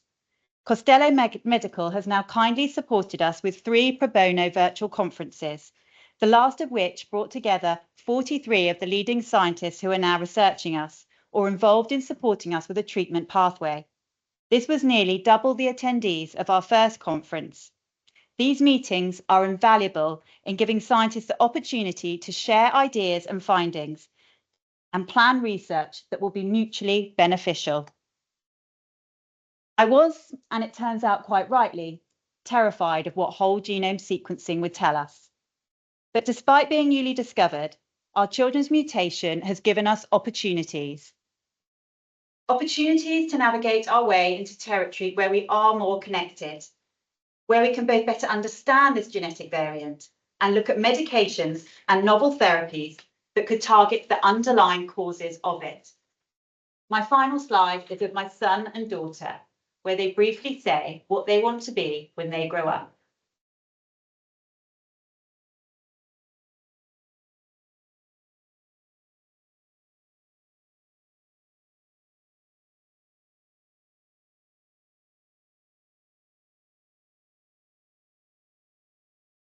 My daughter says she wants to be a gymnast and help people with gymnastics, and my son wants to be a train driver with his friend Ollie. We very much hope that now that we have this genetic diagnosis, our children and other rare warriors like them get the opportunity to have a future that they can look forward to, and that we, along with the many other rare disease advocates, can work together with key stakeholders so that families getting these new and rare diagnoses get the support that they need to build these much needed treatment pathways. Thank you very much, Mel. And I think anybody that hears Mel's story cannot fail to be inspired by it. If you think back to Mickey's slide with the 100 years, and we're talking about 3 years from identification. Well, that seminal, the 2022 paper, and I think from diagnosis as well. Any immediate questions for Mel? Otherwise, I'll move on to Pooja. Thank you, Pooja. Thank you, Francis. First of all, I'd like to say it's been a very inspiring afternoon, right from talks about what goes on in the hospital to learning about family experiences. And I think reflecting on what we've heard this afternoon, I think what I would like to share, and it might change a little bit, is where TSA it has been plugging the gap of, supporting the families, because we've been around for nearly 50 years compared to 3 years, and also bringing the patient perspective into drug development as well. So it's great to be here today. We know it's a rare disease day, and special day to not just raise awareness of the rare conditions for 300 million people living worldwide with a rare condition, but also, generating change for 3.5 million people in the UK who are living with a rare condition as well. Again, probably, doesn't need an introduction, but there are over 7,000 identified rare conditions. And if you look at the prevalence, 1 in 17 people are affected by rare conditions. So it's not as rare as we'd like to think. And of course, 8 out of 10 of those conditions have a genetic basis. And one of those conditions is tuberous sclerosis complex, or TSC. So TSC is caused, it's a genetic mutation. It's a genetic condition. It's caused by mutation in 2 known genes, TSC1 and TSC2. These are, again, because mTOR was referenced, so I can talk about mTOR as well. So both TSC1 and TSC2 genes are involved in the mTOR pathway. So it leads to proliferation, uncontrolled cell growth, which leads to malignant tumors in different parts of the body. But most commonly affected are brain, eyes, heart, kidney, and lung. Everybody with TSC has a different story, and that's because it depends on the manifestation of TSC, whether they get tumor in heart, or they get tumor in kidney, or they get tumor in brain. So their life is impacted by these tumors, where they're growing, and what the size of these tumors is. Epilepsy is the most common neurological feature, which affects about 8 in 10 people with TSC. We know about 40% of children under the age of 2 have infantile spasms, but also it's 1 in every 2 person with TSC have learning disabilities, and then 70% of people living with TSC also have behavior problems. And there's actually an umbrella term for it called TAN, which is TSC-associated neuropsychiatric disorders. Sadly, we don't have a registry for TSC yet in the UK, so it's always an estimate when it comes to how many people in the UK have TSC. Range, depending on who you listen to, ranges between 3,700 to 11,000 people in the UK and 1 million people worldwide. And just wanted to bring to life what living with TSC is like. So often the hardest part of the condition is, the things that you can't see. So one of the moms told us that the first quote is from a person who said the TSC is very hard because 1 minute you can be okay and the next minute you're not. I'm not working and I live on disability benefits. I have tumors in my brain, my kidneys, and in my left eye. TSC has created mental health problems too. I don't speak to my brother or sister because of my behavior problems. I often feel like I cannot cope. This quote is from a caregiver. I was constantly at hospital with my daughter, age 4, and I hardly saw my other 2 older children. I was always on edge and struggled to sleep, as I was constantly thinking about how to keep her safe. Our eldest daughter, who is 11 now, had a breakdown and ended up under CAMS when she was 8 years old. Both girls had to have family therapy to help them cope. So the impact of the condition goes beyond the tumors. It really affects the mental health of not just the person suffering with the condition, but also the family, the siblings, and the caregivers. And this was exactly why TSA, or Tuberous Sclerosis Association, was founded in 1977 by 3 moms who were looking for support when their young children were diagnosed. So since then, we've grown into a professional organization. We support people living with TSC and families across the UK. Over the years, we've also funded £10 million of research, and our funding was quite instrumental in identifying the genes that cause TSC1, that caused TSC condition. As a charity, or as an organization, our vision is a world where TSC and its effects are conquered, and our mission is to provide health for today and a cure for tomorrow. And these are some of the ways that TSC help the community, the patient community. We provide support through our support line. So we have a support, people can call our support lines managed by advisors. They can ring us between 9 a.m. to 5 p.m. Monday to Friday. We also have a chat function. We provide information through our website and through social media and newsletters. And we also hold face-to-face events to bring the community together so they don't feel isolated. As I've just mentioned, we fund research as well. So over the years, our research has been instrumental in identifying some of the key components of the pathways that lead to TSC condition. We also campaign for better treatment and care for people with TSC. And we work with, as Francis already mentioned, some of the professional networks like the TSC RDCN Clinics Network. So those are some of the activities that we do as a patient organization. We are a rare disease charity. We are very small, and there's only so much we can do. We have limited resources. So in order to maximize the resources and our impact, we're always looking for new partners. And over the years, we have worked with pharmaceutical companies, we worked with healthcare professionals, regulators like NICE and SMC and Wales, researchers and professionals like social care workers and education providers to mitigate the effects of TSC that it has on the lives of people. So one of the areas that I wanted to focus on today was the role that patients and patient organizations play in the drug development pathway. I mean, we've heard these drug development pathways, they cost millions of pounds to not just, develop a drug, but when the drug is approved as well, drugs are quite expensive. And it's often the reason where what we see is whether a drug is available, but is not available.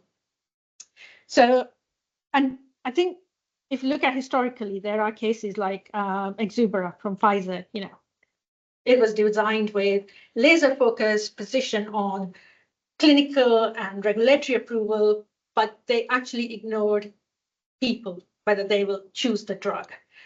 And we've been quite lucky in TSC because it's been a condition that's been known for a long time. We have a better understanding, but we have a really good clinical pipeline at the moment.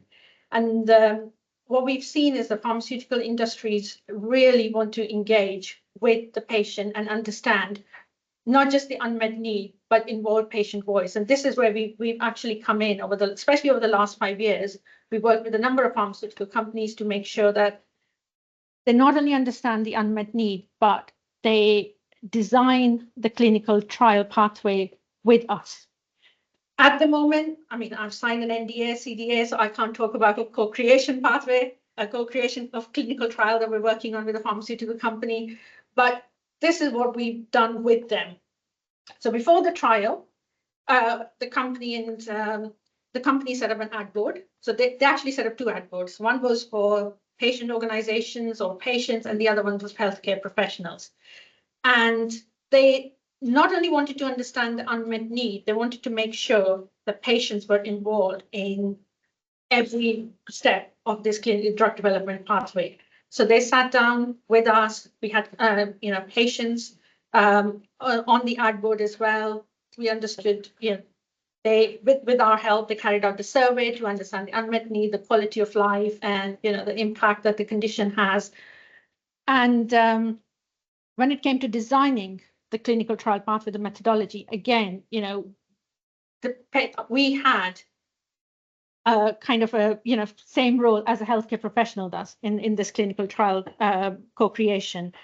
And just to give you one example, one of the exclusion criteria that the sponsor company and the healthcare professional wanted to focus on was anybody with suicidal tendencies. So they said anybody with suicidal tendencies has to be included from this clinical trial.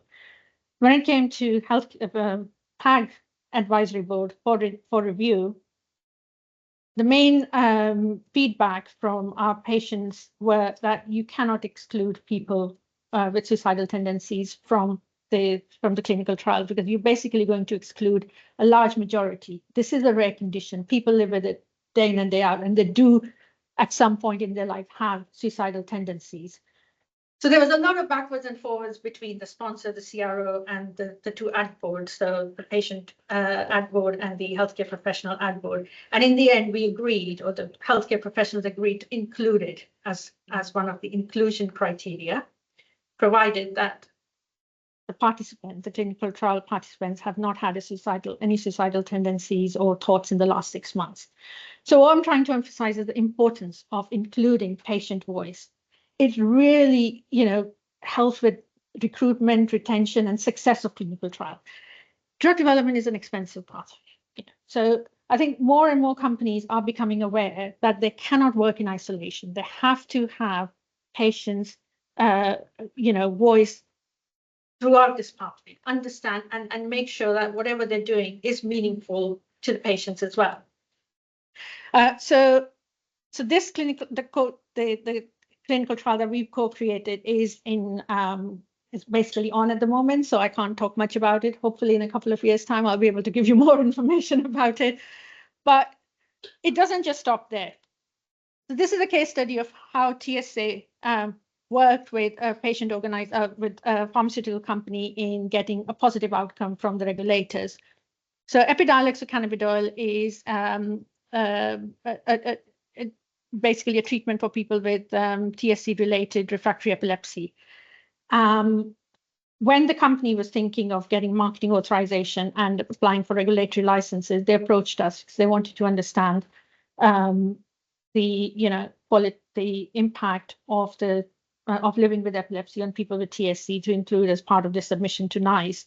So we helped them design the survey, and again, the wording was reviewed by the patient representatives on the committee.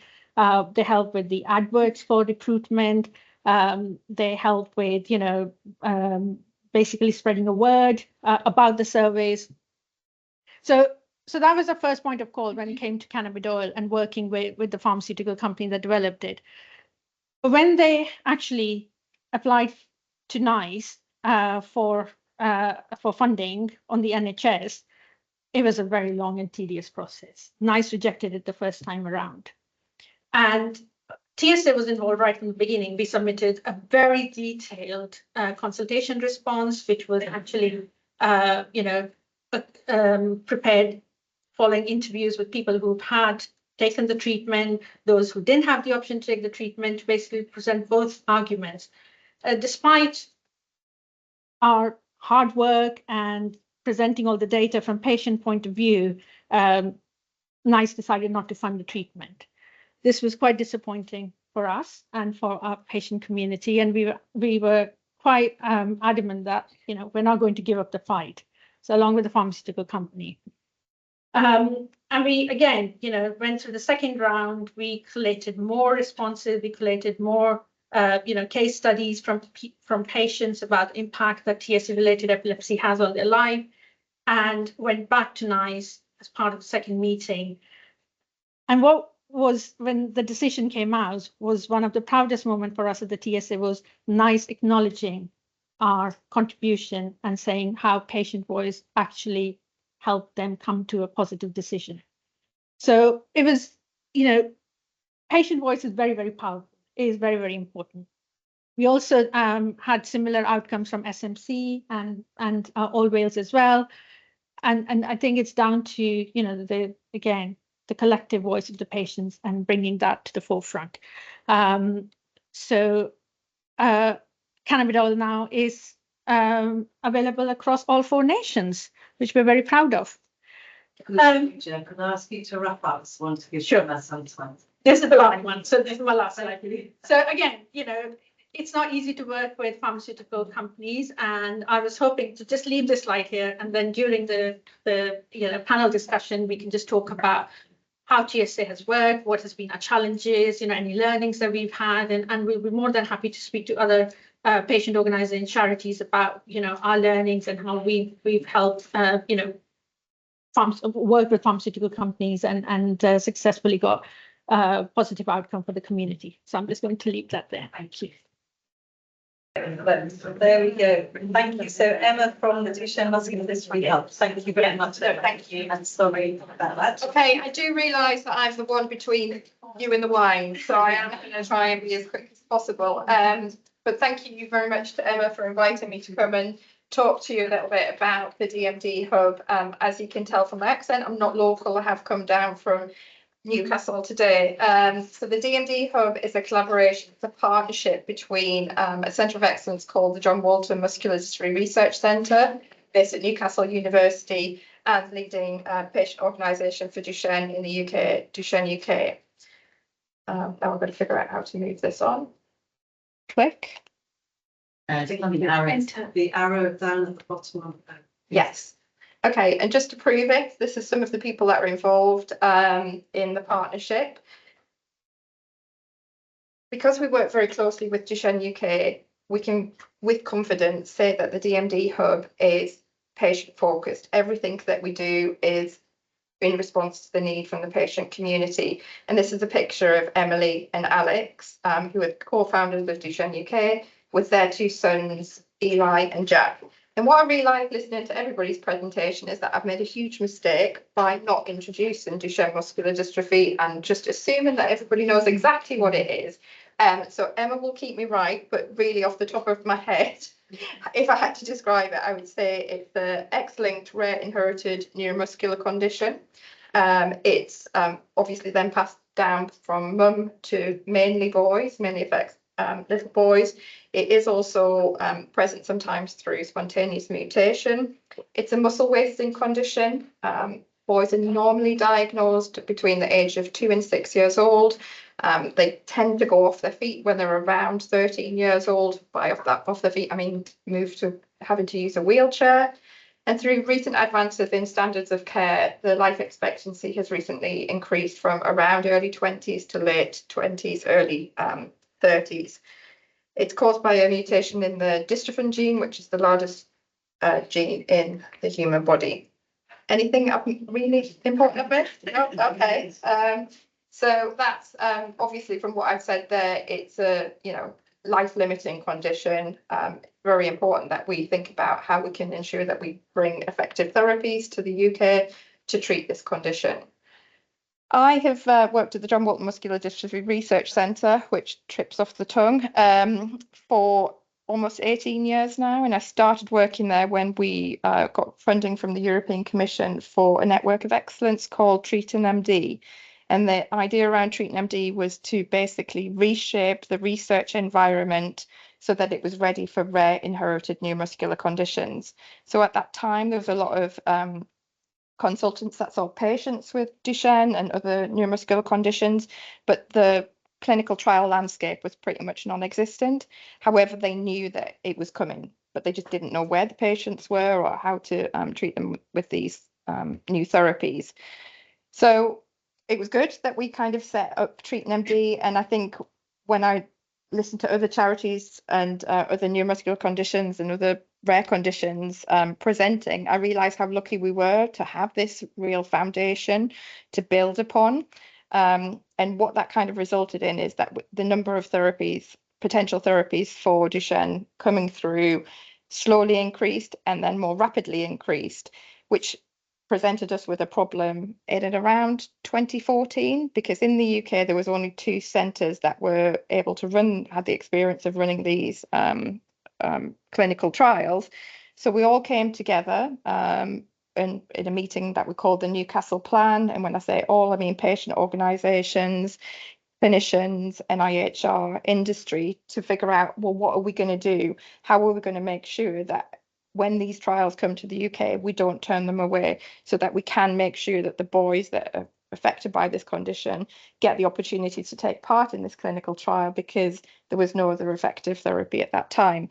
And what came out of that meeting is that we agreed that we would create the DMD hub. And it's just as well, because the number of therapies have continued to increase exponentially, including gene therapies now.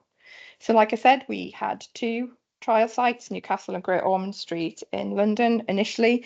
We now have 11 DMD hub sites, and this is a network of sites which can offer a one-stop shop for industry that want to come to the UK to run trials in Duchenne. Up until now, we've engaged with more than 16 companies, which is pretty much all of the companies that have come to the UK to run clinical trials, and we're increasingly working with contract research organisations as well. So this network didn't just create itself. Duchenne UK invested a massive £3.3 million in the development of this network. 1.1 million of that was come to Newcastle, which it forms the coordination centre, but the remaining went to fund up to 34 posts at all of the other sites. We did a little bit of a review of what happened with the funding from those posts, and it was really good to see that 2% of the posts that were funded through this Pump Prime model by Duchenne UK were kind of taken on by the trust afterwards. So it's a model that worked, and it's a model that we're going to continue to try and roll out in the future. But what this really translated into is the fact that there's 57 trials. So 57 trials for a rare disease have come to the UK in the last 8 years, which then translated into over 574, I'm saying over because it's more now, boys with Duchenne having the opportunity to take part in a clinical trial, which when the centres are recruiting 2, 3, 4 patients per trial, that is really amazing. The other thing that the network's enabled us to do is to basically leverage £1.3 million by being part of other large initiatives or funded grants that have come through the Department of Health or IHI, and we've also started to generate an income for ourselves through our offer to industry, which I'll touch on a little bit in the future. I mean, in the presentation.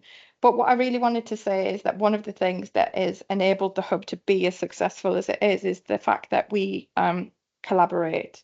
I think, you know, if there's one thing to know, if you're working in rare disease, you have to collaborate. You don't ever try and do anything by yourself. So this is collaboration with other charities, other patient organisations, with pharmaceutical companies, like I said, with other funded initiatives, you know, not to duplicate effort and really just to share resources, share knowledge, share expertise between yourselves. I'm sure you all are well aware of the report, the Lord O'Shaughnessy report that came out in May 2023, when he suggested that the number of clinical interventional clinical trials coming to the UK funded by industry had decreased by about 44%. This made us think, well, is that the same for Duchenne? And we did look back at all of the metrics, and I was really pleased to see that it hadn't affected Duchenne in the same way. Again, you know, that trajectory that I showed you on one of the earlier slides shows that clinical trials had just continued to increase. So then we started to think about, oh, well, what is it that we've done so well that means that it hasn't affected Duchenne? And we actually presented our journey to Lord O'Shaughnessy to basically say, we believe we've developed a clinical trial accelerator network, which is what he's proposing in his report that we should all be doing. So I thought it might be interesting to share it with you as well in terms of, you know, a stepwise approach. I think essentially to show that it didn't happen overnight. It did take a long time. There are lots of steps. It cost a lot of money, and it takes a lot of, you know, investment as well. So the first thing we did, like I showed, you know, we built capacity. We expanded the number of sites that were running clinical trials. Like I said, Newcastle and Gosh in the first instance, and then Alderhay, and then we brought 1 or 2, 3 more sites on board every year for the next 4 or 5 years. We built a communication infrastructure so that network could communicate with each other through a website, through newsletters, through impact reports. We developed a toolkit, which is hosted on the website, so that if one site learned something, it was a way to easily share that with other sites. We established a common approach by thinking about, you know, central recruitment database, clinical trial finder, which I'll talk about a little bit in a few slides. And we created staff networks, again, another mechanism just to share information between sites so that newer sites are not having to start from scratch and learn how to run these clinical trials. And essentially, we, over the years, have adapted to new challenges in the DMD landscape. So like I mentioned, you know, clinical trials in gene therapy clinical trials was a new challenge. Nobody had done gene therapy clinical trials before, so we had to think about that. And now we're really thinking about how we plan the sustainability of the DMD hub, because, you know, 3.3 million is a massive amount of money, and you can't expect that a patient organisation will continue to fund that in the future. So like I said, we have a website. It's a key resource for industry, for clinical sites, and also for patients. Duchenne UK have a separate website, which obviously is much more focused towards patients, but this is the one-stop shop for patients that are interested in clinical trials. On the website, we have what we call an interactive clinical trial finder, and this works so well. So it's not a replication of clinicaltrials.gov it's basically because we have these network of sites, we can communicate with the sites to understand when they're going to be running clinical trials, when they open them for the trials, how many spaces they would have available. So the clinical trial finder basically lists all trials for Duchenne that are coming to the UK before all the spaces are filled up, because that was one of the frustrations that we heard from the patient community, is that they wanted to take part in clinical trials, but unless they were seen by a clinician that was running that particular trial, there wasn't an opportunity for them to be able to be recruited. So that was why we set up the clinical trial finder really early on. But then the onus was still on the patients in terms of, oh, I'll check this clinical trial finder, I'll see if there's a clinical trial I might be eligible for, and I'll contact the clinician. So now what we have is a central recruitment database, and this is quite innovative in terms of patients sign up to the central recruitment database if they're interested in taking part in a clinical trial, and they express that they would be willing to travel X or Y distance to take part in a particular or type of clinical trial. So as you would imagine, they might be more willing to travel further to take part in a gene therapy trial than they are to take part in a natural history. That was launched in 2021.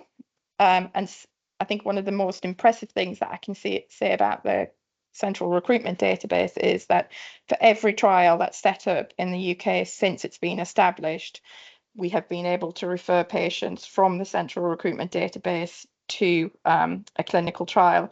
And the reason it's different to, let's say, a registry is because of the network of sites. So we only refer patients to a site if there is a space available for that particular for a patient. So that's why you need the network of sites, because the clinicians contact us at the DMD hub and say, I'm running this trial, I have 3 spaces, I want to recruit 1 from the central recruitment database and the rest are from their local lists.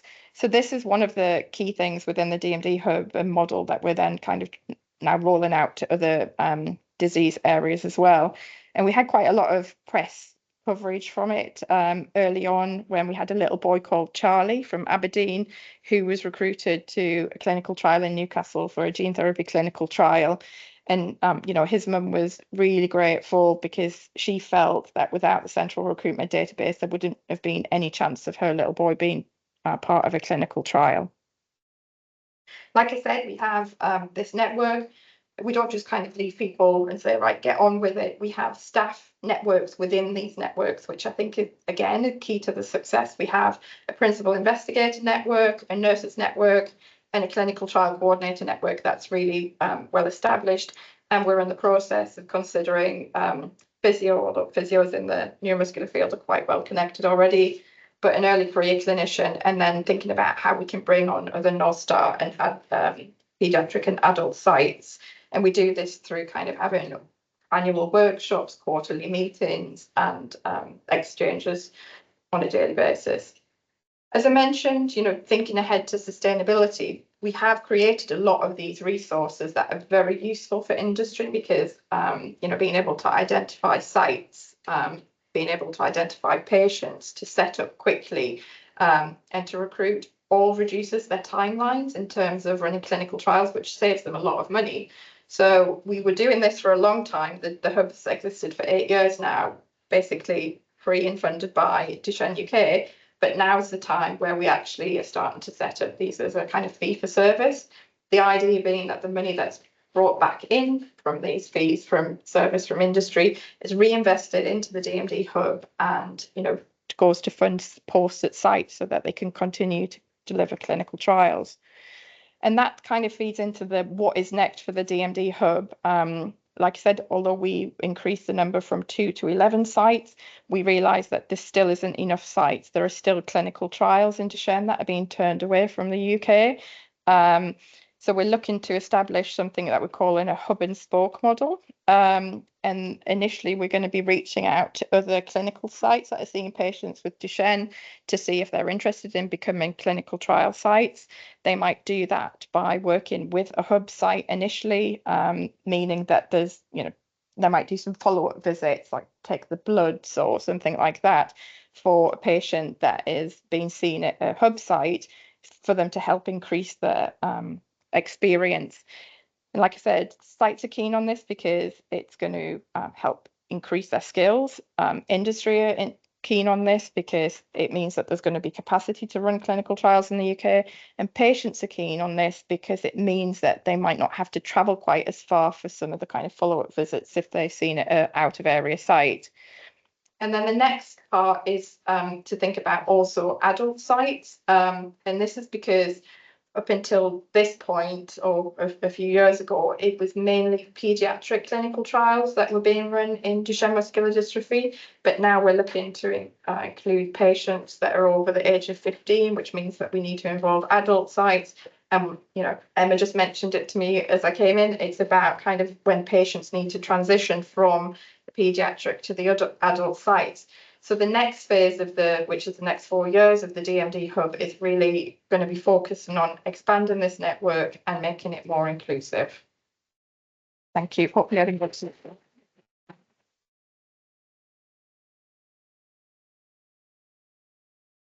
Thank you very much, everybody. We have run over time, but I don't think that's a problem at all, because I think we've heard 3 very different perspectives on you know, how do we access therapies. I think there's some very core themes coming through. One of which is that we need to know who the patients are. So I think developing registries or some way of identifying the patients is really, really important. The second is collaboration both between the clinicians and scientists, and that's why this group is so perfect, because that's exactly what it's all about. And I think the theme also is about the patient advocacy that we need. We don't you know, we need to do this with patients. We need to understand what patients need, but also many of the things are being led by patients. We wouldn't get anywhere without them. We shouldn't be doing things to patients. We should want the patients to come and encourage us to do things to support them. And I think we haven't really got there yet, but one of the huge barriers that we all encounter as both, you know, families and clinicians is how we then actually access trials for rare disease. And there have been some successes, and so it's really, really interesting to hear about successes. But for the really rare diseases, there are particular problems.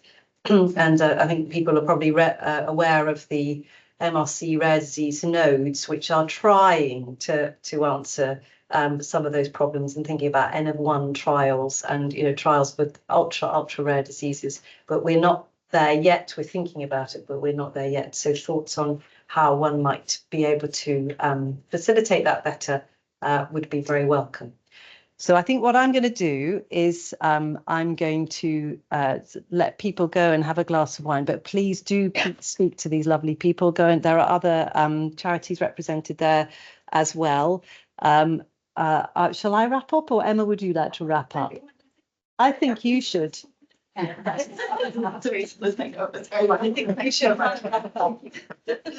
go away. I just want to reiterate. No, actually, I really enjoyed this afternoon, and thank you so much again for coming and telling your stories and sharing your experiences. And I think, yeah, for a time, I think it would be nice if we all go and enjoy a glass of wine and have something to eat together. But do stay around and come chat. I'm going to come talk. Thank you so much. Thank you. Thank you for coming.